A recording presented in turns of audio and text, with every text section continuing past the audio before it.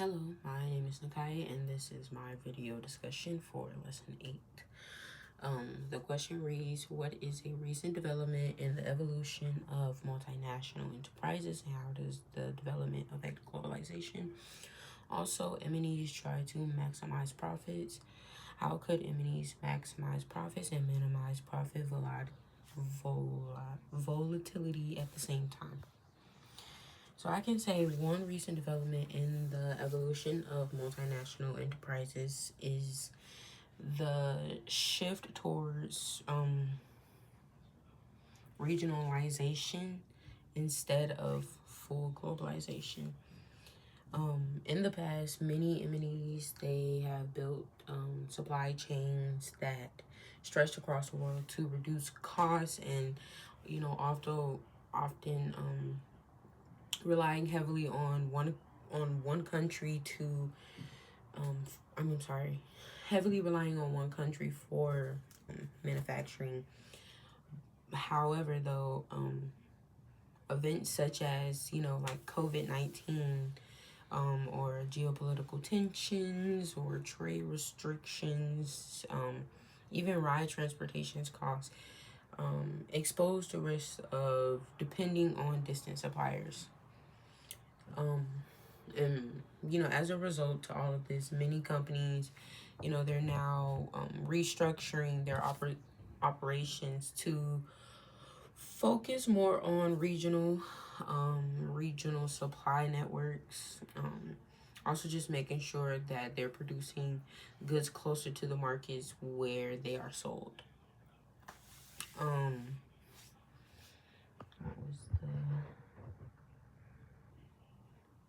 How does this...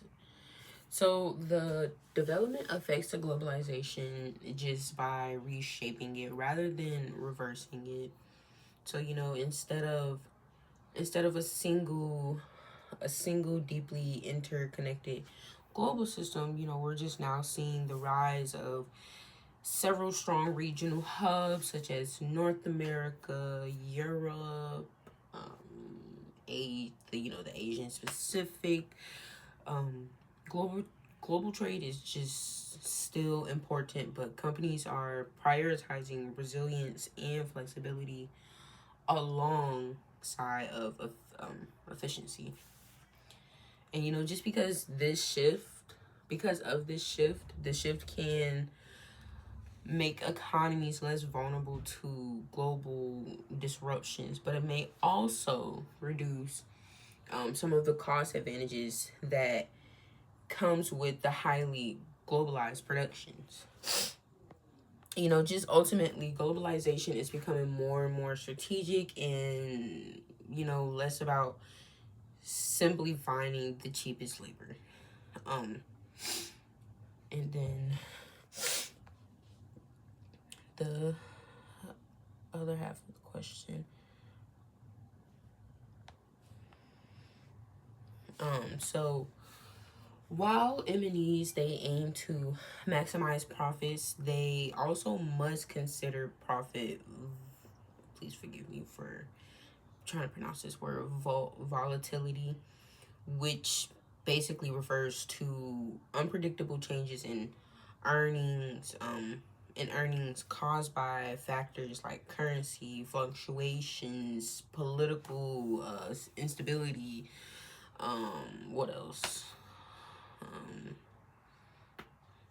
Supply chains disruptions and changing consumer demands. The challenge is growing profits while keeping earnings stable enough just to protect investors in, as well as sustaining long-term growth. And one way I can say that the M&Es can accomplish both goals is through diversification.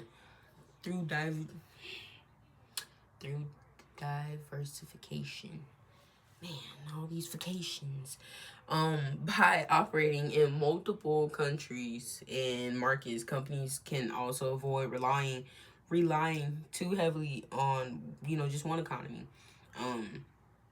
If sales decline in one region, growth in another can help offset the loss.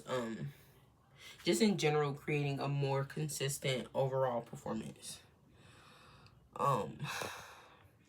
You know, just to conclude this all up, the move towards regionalized operations, they represent a major evolution in multinational enterprises and signals.